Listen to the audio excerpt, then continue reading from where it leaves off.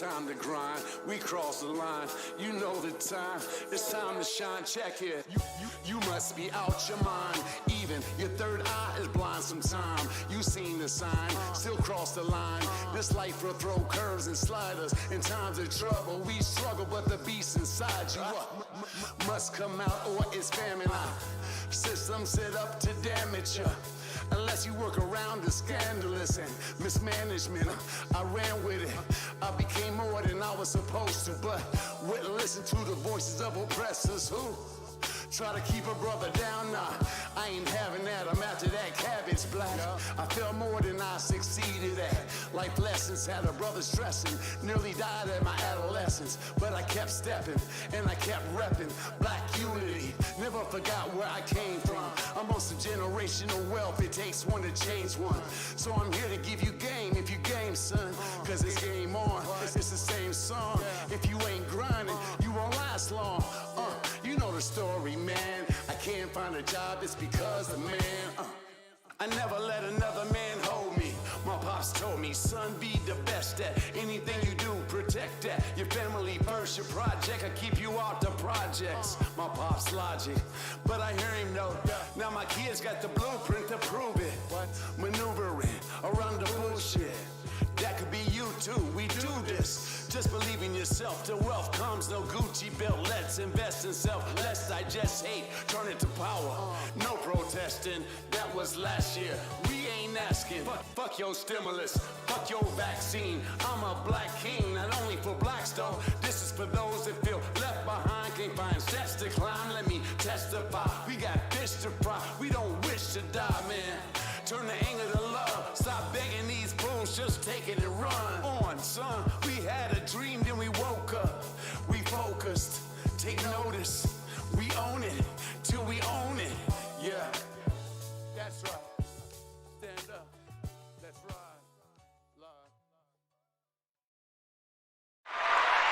What's up, everybody? How y'all doing? How y'all doing tonight? I love you. I missed you. A woman decided to have a facelift for her birthday. She spent $5,000 and it felt really good about the results. Now on her way home, she stopped at a dress shop to look around. As she was leaving, she said to the sales clerk, I hope you don't mind me asking, but how old do you think I am? About 35, he replied. Well, I'm actually 47, the woman said.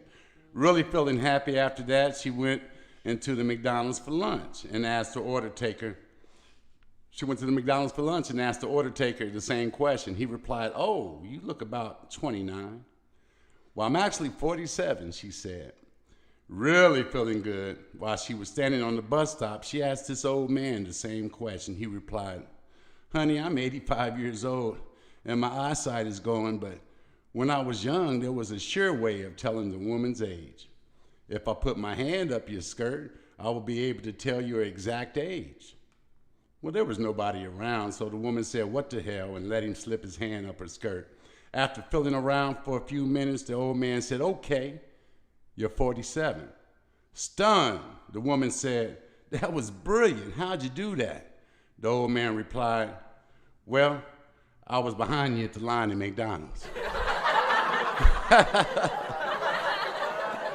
I don't know where I find this shit. That's the internet, man. The internet's undefeated. How y'all doing? Now, since we're still in Black History Month, I feel it is my duty as an African-American man to bring you some firsts, because there's so many inventions that we never got credit for. And there's so many, firsts that we did as a people, And it's my duty to bring these facts to life. So we're gonna go ahead and get started with this. And it's super important. They don't teach this shit in school. Lenny MacArthur was the first black man to take a picture with his side chick. Oh, Lenny, look at her. She look mad as hell too, don't she? Oh, Lenny MacArthur. All right, we got more. Don't stop there. Leon Woodson Jr., the first child carried on 2 tax returns. Little buddy. Hey, you know what else we do? As a people? We be having our kids on cable bills and shit. The kid be 10 years old and with bad credit. Oh my goodness, boy, you guys ain't shit. Jesus No Good Hawkins was the first black man to run off on the plug twice. Now, for my more mature audience and some of my Caucasian friends, what that means by running off on the plug, that means you want to purchase a large amount of narcotics, but you choose not to pay, and so you run off. That's what that means. Just want to make sure we're all connected and we're on the same page. Gloria Slim Feather. She was the first person to refer to her hairline as edges. All you ladies out there know what I mean. That baby hair y'all be fucking drawing on you shit. Last but not least, Joe Jackson was the first father to successfully beat the black off of his child. Look at Joe. Poor Mike, y'all ain't shit. Y'all ain't shit for that. I cannot wait to tell you guys to wake your ass up with your boy Love. How y'all doing tonight? Listen, man, today in Black History, on a serious note, today in Black History, on February 8th, 1944, Harry S. McAuliffe was the first African American to be accredited to attend a White House press conference. That's not that big of a deal, you might not think, but that's just in 1944. That's not even, 80 years ago. We've come a long way. Hell, we had a president that was black, so we definitely came a long way. February 8th, 1986, Oprah Winfrey becomes the first African-American woman to host a nationally syndicated talk show. Now, I got to give it up for her. Now look at her. See, sometimes, listen, it's just not about, it's about anybody. You don't give people chances, you give people opportunities. You never know what they become. She owns a whole damn television station now. She does her thing, worth billions. But it all started on that show. I remember that show too. All right, February 8th, 1986, figure skater Debbie Thomas became the first black woman to win the women's single in the U.S. National Figure Skating Championship. She was a student at Stanford University. Hell, going to Stanford University alone is a big deal. Yes, Debbie Thomas. Now, today in history, the Boy Scouts of America, February 8th, 1910. The Boy Scouts of America was founded by William D. Boyce. Boyce had been lost in the fog while visiting London and encountered a boy who guided him to his destination. The boy refused Boyce's tip, explaining that he was a Boy Scout and was merely doing his daily good deed. Intrigued, Boyce with the Boy Scout, he went to the Boy Scout headquarters, and upon return to the United States, he incorporated the Boy Scouts of America.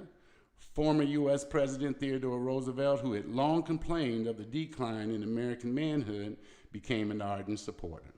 And that's the Boy Scouts of America. Now, I will tell you that they've been a little filtered with some bullshit and scandal and all of that, but, in theory, it's definitely was a good thing. I was more into the sports and shit like that. I think my little brother was into that shit or something, but you got the Girl Scouts, and now they got it where the Girl Scouts can be a Boy Scout. They got the shit to where, it's totally open, which is cool. And let the kids do what they do. Now, this next lady, some of you old heads might remember, Anna Nicole Smith. Do you remember Anna Nicole Smith? Let me see where we at. Okay, Anna Nicole Smith, she was an actress. I've never seen her or anything, but she was an actress, a model, and Playmate of the Year in 1993. At age 26, she married 89-year-old billionaire J. Howard Marshall. She died in an accidental overdose from a combination of drugs she was taking to fight a stomach flu. And she was all over the tabloids and news. She was original. They say she was a gold digger because she married a dude that's 90 fucking years old. But she used to quote all the time, "I'm sick of being accused of gold digging. It just so happens I get turned on by liver spots." Oh, Anna Nicole. And lastly, Mary Queen of Scots. You might say, why? But I'm going to tell you why. Mary Queen of Scots, she died February 8, 1587.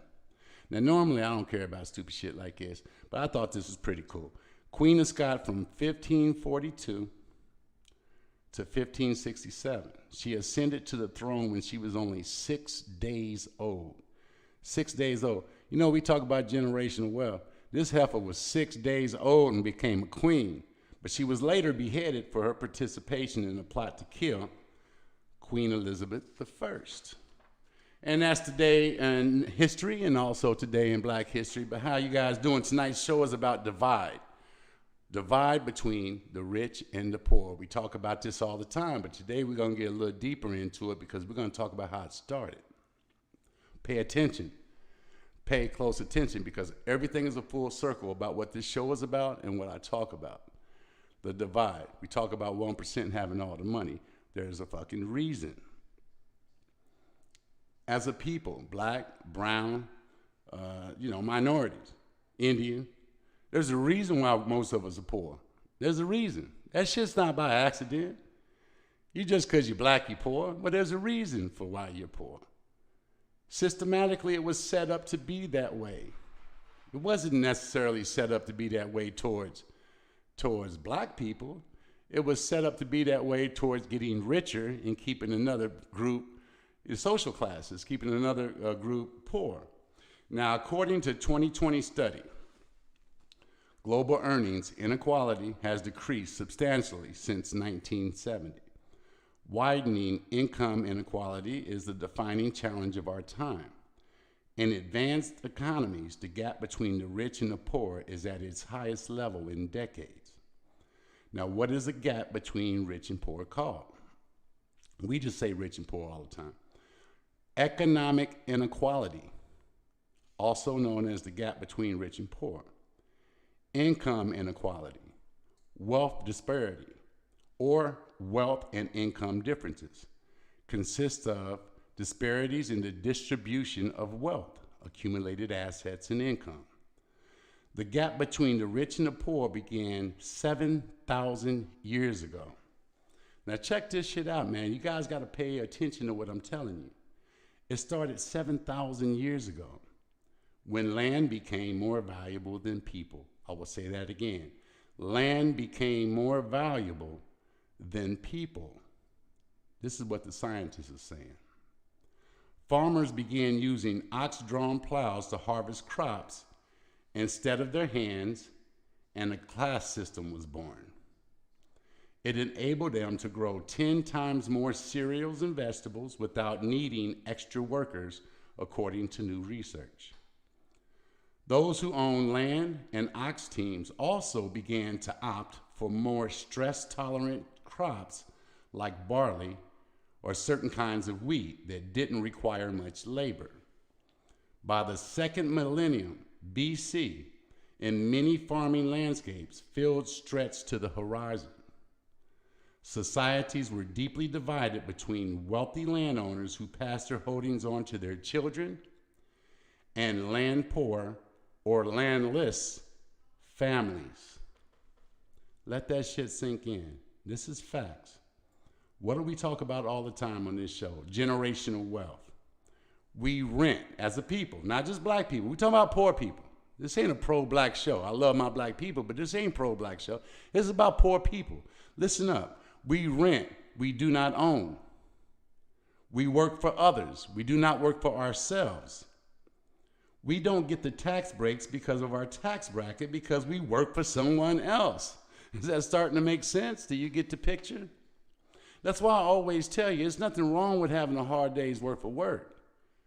But while you're working for yourself, or working for someone else, you will never set yourself up for generational wealth. Never. Unless you use that job to catapult something so you can work for yourself. That's what it's all about. Now listen, we talked about this. We can't chase that 1%. You can, but we won't be alive to get it. What's important is we try to shorten that divide. We start working for ourselves. We start leaving shit to our kids. They start leaving shit to their kids. You got to set up generational wealth. Now, a few generations from now, we're in the game. We're in the game, but you'll never get ahead working for somebody else. And you'll never get ahead renting shit your whole life, and you never get ahead not owning shit. Now, we talked about wheat and shit and oxes 7,000 years ago. But think about this, 2021, McDonald's. Let's give everybody $15. Now, I'm all for a high minimum wage because the way it is now, you can't even fucking afford to live on minimum wage. But $15 an hour, so what does McDonald's and other companies do? They create automated systems where they don't need people. They're doing the same shit that they did 7,000 years ago. That's the reason why the divide is bigger and bigger and bigger. Computers. I remember when I was a kid, my parents and everybody else used to say, man, get into computers because that's going to be the age of the future. We still had typing class and shit when I was in school. So computers were brand new. Shit, I wish I would have got into it.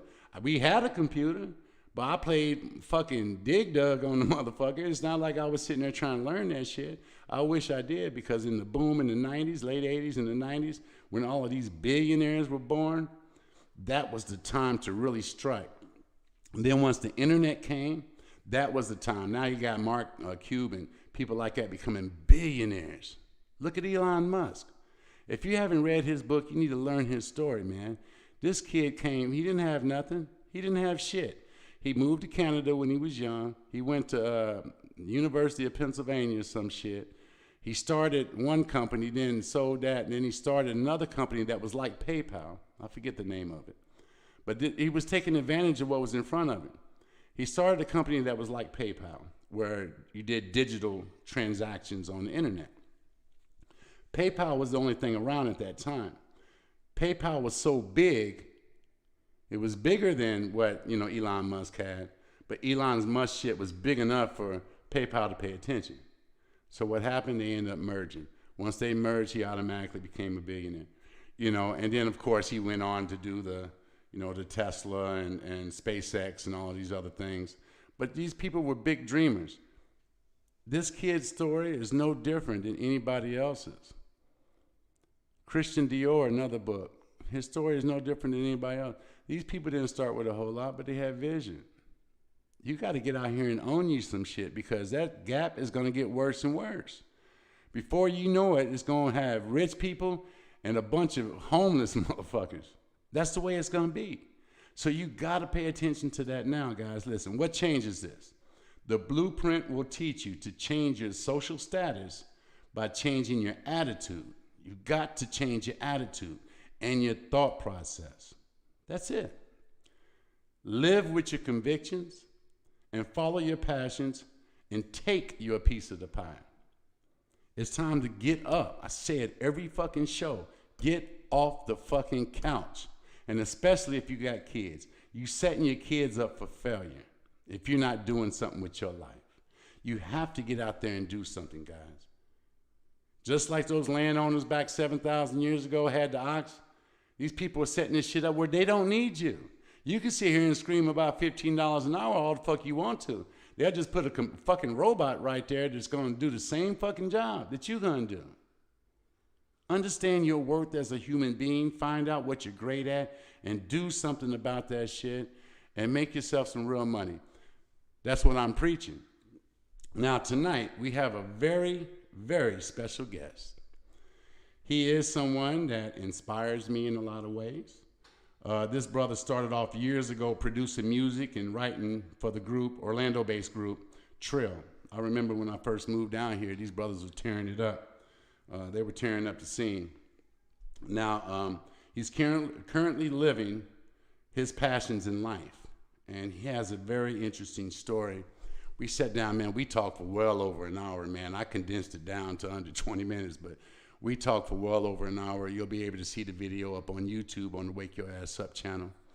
But this is a young brother that's trying to do what I'm doing in terms of trying to teach the generation. Listen, guys.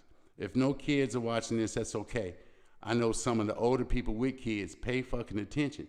If you're still working for somebody, you got to start thinking. Think about your kids. Think about your grandchildren. What kind of legacy are you going to leave them? Life is fucking serious, and you got to start taking it serious. But anyway, before we get into that, I got a little something for you. It's almost Valentine's Day. Fellas, did you get anything for your lady yet? Today's the 8th. You still got 6 days.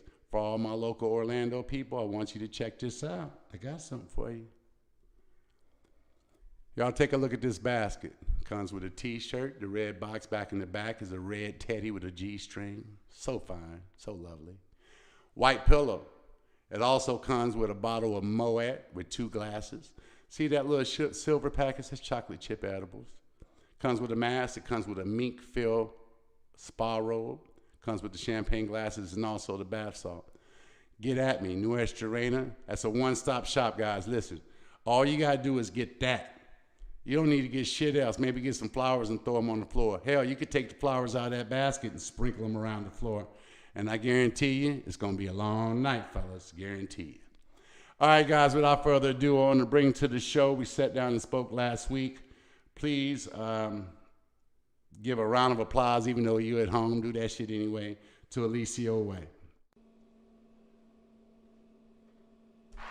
Tonight, I'm super excited to have this brother on the show, someone that I've known for a while on Facebook.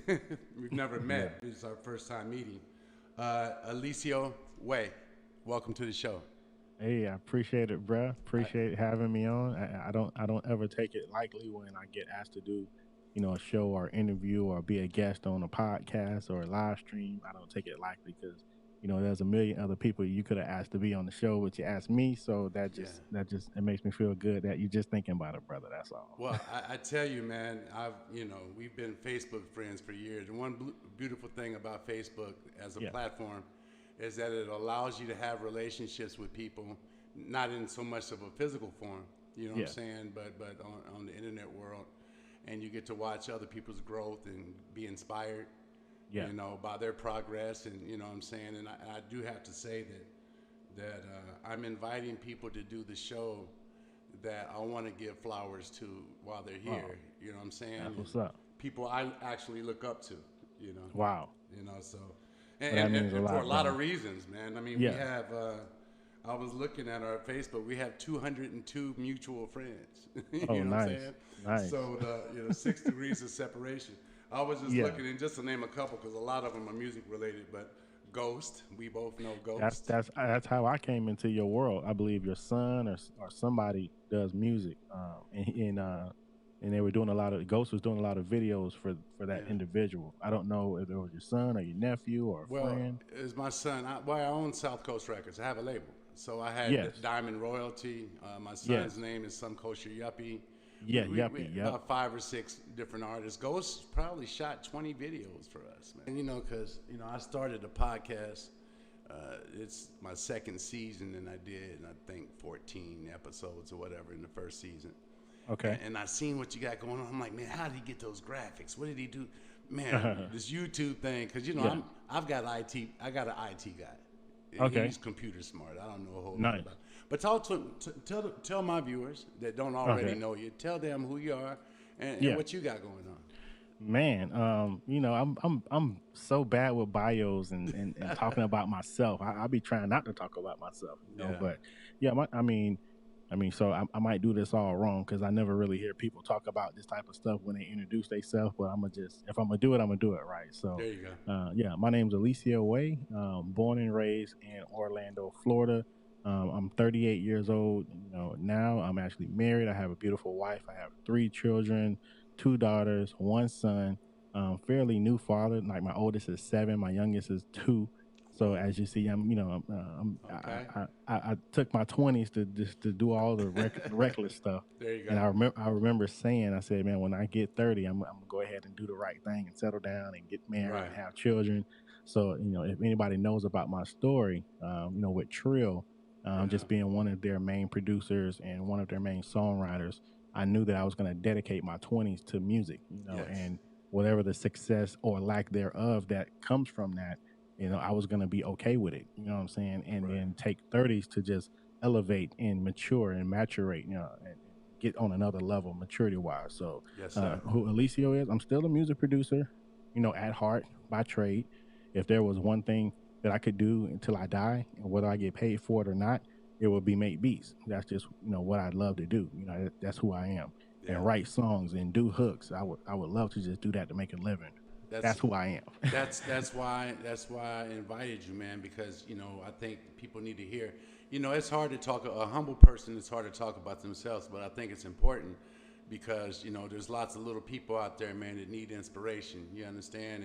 And I feel one of the reasons why I started the show is that this is my way to contribute to a younger generation or anyone that needs inspiration or motivation or the blueprint. I talk about the blueprint all the time. It's funny you talk about sales. There's one thing I've always been told, and I tell people because I'm in sales as well, is that a true salesperson will never go hungry. Wow. And and sales has allowed me to follow my passions in life and do the things that I really want to do. You know what I mean? It gave me the leverage, like you said, to start new businesses. I got a clothing line now, a lingerie company that I'm developing, but if it wasn't for sales, those things probably wouldn't have been possible. The one thing I'm super passionate about as I meet new artists and I see them struggling and I see their girls getting mad at them and I see them having kids and they can't provide. And the first thing I tell them is, look, bro, if you want to do this music, right? If you want to be a producer, entertainer, anything, I'm gonna give you the same advice my mom gave me. Find a sales gig, dedicate about 20 hours a week to that sales gig, master your craft, master your pitch, master everything that you can master Yes. on the phones or whatever, knocking doors, and you can do more. You can make more income in 20 hours, right? Yeah. For that sales gig than you can make in like 100 hours on an hourly basis. You know what I'm saying? Yeah. But with that little nugget, you can then fund your career, fund your music or whatever you want to do. And that's just something I don't see a lot of younger artists getting into. I'm a big preacher on, man, get into some type of sales, man. I don't care if you're selling Kirby's doors door to door. It would still, you can scale that and grow that, and you can actually get paid what you're worth versus getting paid an hourly rate and getting ripped off. So absolutely. That's a gem right there, man, because I know a few artists that are actually in sales, and that's how they're doing it. They're shooting their video because it costs a lot of money to break an artist. It does. Everything's independent. Everything. Even when I owned, the record label, we were really still independent. I was just more like an investor. The way it was structured on contracts was very artist friendly because I am an artist. Yeah. I never really got into it to make a whole bunch of money. I really got into it to help artists out.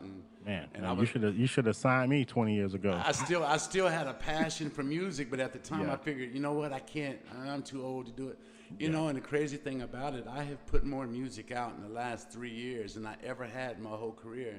Wow. Last year I put out 3 albums, 45 songs worth of music. Wow. And this year I'm slated to do 4 albums. Wow. Now you have a show that you just start developing. You want to care to talk about that a little bit? Yeah, I mean, it's literally unfolding as I do it. It's one of those just jump out there and do it and see where it goes type thing. So yeah, I have a YouTube channel, and it's called Content Ecosystem. Content Ecosystem is all about, we're all content creators, right? Mm-hmm. Whether you know it or not, we're all content creators, right? So it's all about how can I create this content, but at the same time, how can I do it in a way to where I can now capitalize on my intellectual property? So I'm big on, the knowledge that we have. You're a very passionate brother. You have a lot of knowledge. Obviously, you have successful companies. You run a label. So it's now about, of course, we want to, the game is what they say, sold, not told, So of course we want to give this game away, but how can we give it away in a way that now our intellectual property, now ecosystems, it comes back to us so we can capitalize on that, so we can then begin to perpetuate and make even more business sense and more business moves that can then move our message to more people. See, the thing I had to learn was, because I'm kind of like you, I'm from the hood, right? So I had a very negative connotation with money, and what I meant by that is the people you saw with money were the guys getting robbed, or killed over that money. Yeah. So I grew up with a stigma like, I don't even, if that's what it is, I don't even really want the money. You know what I'm saying? I don't want the fame. And that's kind of where maybe Trill kind of fell off, because we were so anti-flashy. We were so anti-money. We were so anti all that rapper stuff. You know what I'm saying? Right. So, even now, so I had to kind of shake that stigma to be like, I actually do want to be successful and be prosperous, and do it in a way that it's not necessarily flashy, but it's necessary, so we can continue to do more of what we want to do. So I know Yes. that's a long way around it, but No, that's the man. brand content ecosystem. It's all about creating content and creating an ecosystem so we can now circulate that content in a way to where we can get paid, and then begin to now mentor or teach or train or just facilitate, like kind of like what you do, younger entrepreneurs, and bring them up in the ranks in Right. the same fashion. So that's the channel. The show more specifically is called Creators on the Come Up, and I basically highlight people kind of like you, how you said, Yeah. this person inspired me, or I see what they're doing. I'm just kind of highlighting those type of people who I feel like I'm learning something from, or maybe my audience can learn something from. I just highlight them. Sometimes I do panels. I would love to have you on the panel. Sure, Speak man. on from the like a business owner standpoint, Yeah. a creative, transitioning into a business owner. I believe that that's a bridge that we don't talk about a lot. The creative, we're all creative, but then how do we translate from the creative to the business owner? How Right. do we do that? So I think a lot of times, especially black and brown creatives, we struggle with that piece because we're creative by nature. You know what I'm saying? Yes. But we're You're not right. entrepreneurs by nature. We're not born with the business sense. And so, like, how can we make that learning curve a little bit shorter for the next creative to business owner, or creative to entrepreneur? And so many of our creative, younger counterparts, they're out here dying. They're struggling. They're Damn going to right. prison. They're killing. They're murdering. They're doing all this stuff because, like you said, they got the talent. They just don't have the business sense to put the energy, instead of putting the energy into selling dope. How about you start a call center? You know what I'm saying? How about you, instead of robbing? How about you start a clothing line like you? Yeah. So it's like, how do we do that? So I think that's kind of where my heart is and my mindset is. Instead of doing the dope thing, do this. Some of these kids don't realize that they're already structuring a business selling dope. They don't realize that they are a CEO right now, and they have the lieutenants are executives, but you can use that same structure and that same mindset to Yep. start any company. Wow.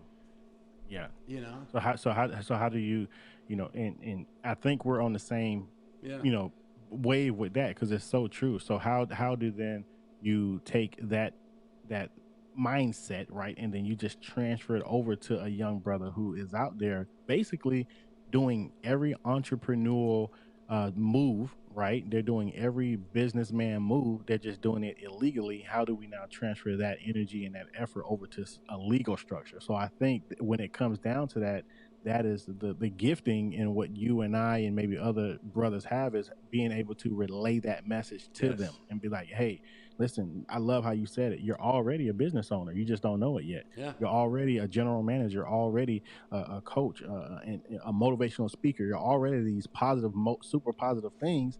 You just need to get in the right arena. So I love Exactly. that, bro. That's Exactly. dope. No, and it's facts. I think it takes a lot more conversations. I'm Yeah. so happy. There was a lot of COVID obviously is a horrible thing, but it also put us on alert, and it also changed things that I think a lot of positive things came out of it.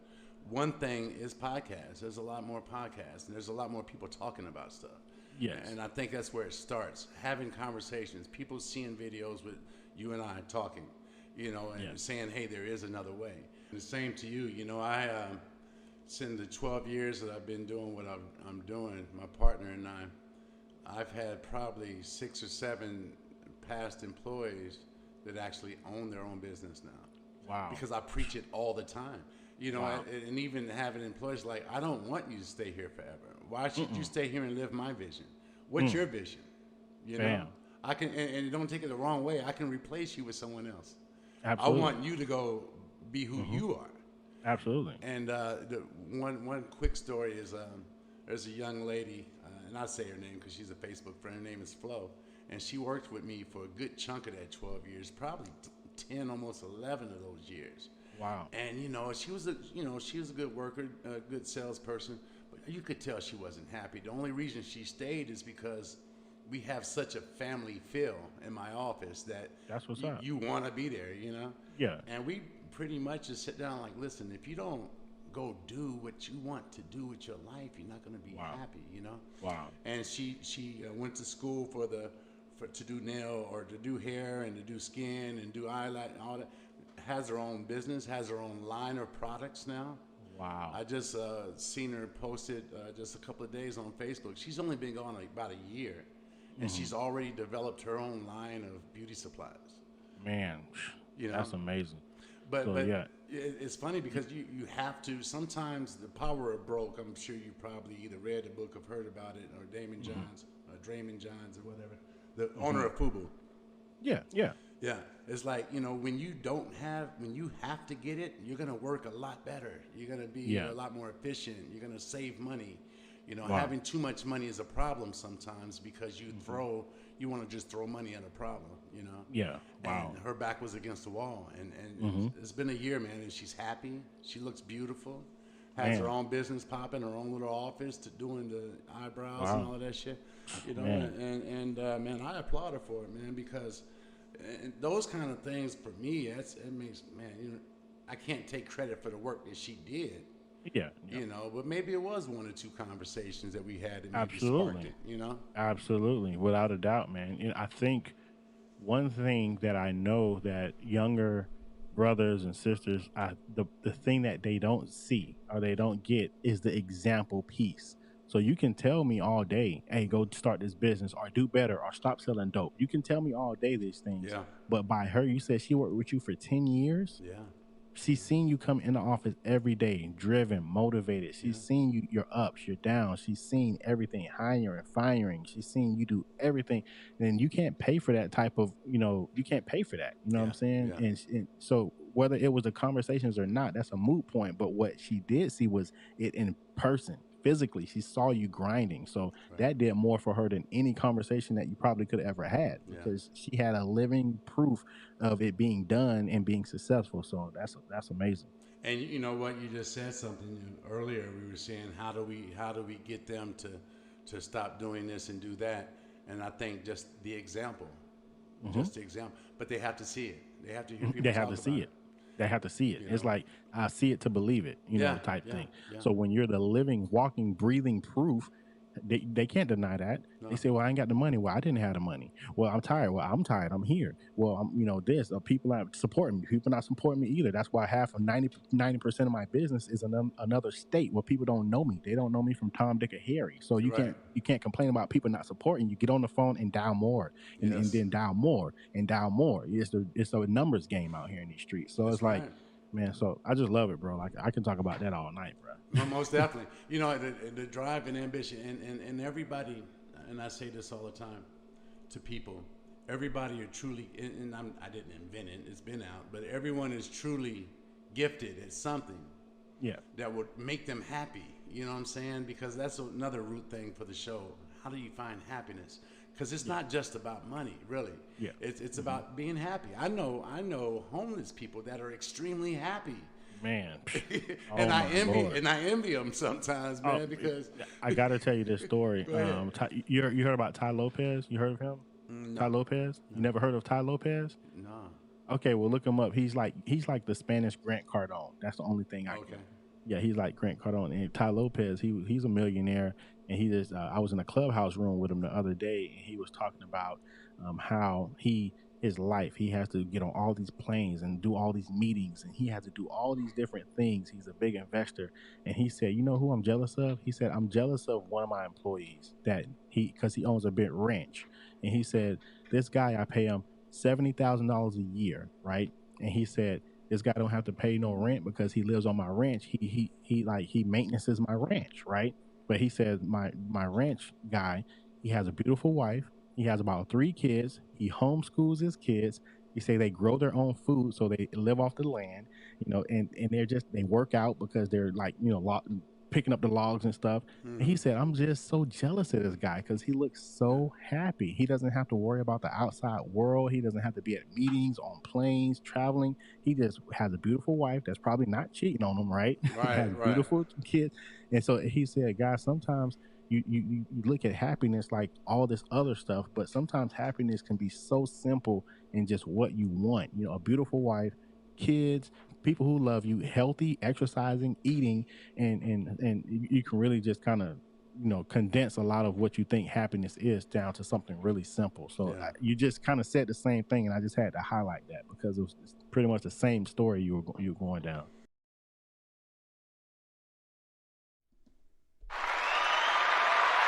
Well, y'all, listen, man. How'd y'all enjoy that? We got to do it better on how we end that interview, Ryan. I love you, though. Now, anyway, y'all, listen, let's give it up again for Eliseo Way, man. This brother, he's got, like I say, he's got his own show. But, when you're on Facebook, man, the cool thing about that is you can sit back and watch the people you have relationships with. And it's amazing how you can see their growth, man. And this brother's just one of the most positive brothers that he's out there doing it. And we get it. He gets it. We have to share. I was just speaking during the interview with Miss Dunbar, Lima Dunbar, which is a good, dear friend. We don't see each other all the time, but we've known each other for over 10 years. And props to Miss Dunbar. And she has a show doing the same thing. The quarantine has made a lot of people get podcasts and do different things, but it's a vessel for us to spew information out here. And I know it's not as exciting as watching the Super Bowl. I know it's not as exciting as watching Cardi B's new video up with the booty shaking and shit. But it's information that will help you, that will spark you, that will enlighten you, that will guide you down the right path, man, because at some point you got to take life serious. And you got to understand that this shit is no joke. A lot of people are one check away from being homeless. One fucking check away from being homeless. We are still in the middle of a pandemic. People still can't pay their rent. People are still living off unemployment. You got to understand that this is serious fucking times. You can't put a blind eye on that shit and not take life serious because, look, at the end of the day, you can do something about it. We are also in an economy that's, some people say is failing and this and that. There is so much money out there. Don't listen to the hype. Don't listen to the hype. Okay? Remember what I said. You're not poor by accident. You're not poor by accident. That shit was done to you. Okay? But you can do something about it. Set your kids up, set their kids up, set their kids up. Listen, man, I appreciate you guys tuning in tonight. Please make sure you share the shit. Share the shit so we can get more people involved, so we can get more people watching and commenting and viewing. Let's populate some positive energy on the population this week. Do that for me. Valentine's Day is coming up. I know if you love your queen, you love your king, it should be a 24-hour, 7-day-a-week thing. I get that. But it is a Hallmark anniversary for you to go out and just do something a little extra special. She might tell you don't worry about it, but trust me, she wants something nice. And ladies, don't go home and just make love to your man and think that's a great Valentine's gift. Get him something special. At least buy him a card. Guys like chocolate too. Do something for him. Oh, and negative people. Much negative people to the negative section. Why? Fuck them. We really don't need them. And I hope you guys had a great time tonight. Listen, tune in next Monday. We're going to have another great show. I love yous.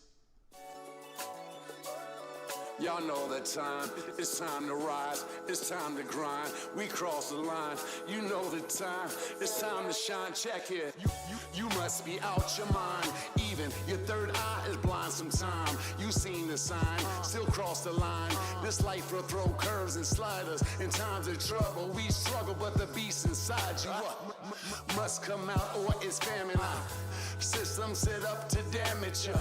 Unless you work around the scandalous and mismanagement, I ran with it.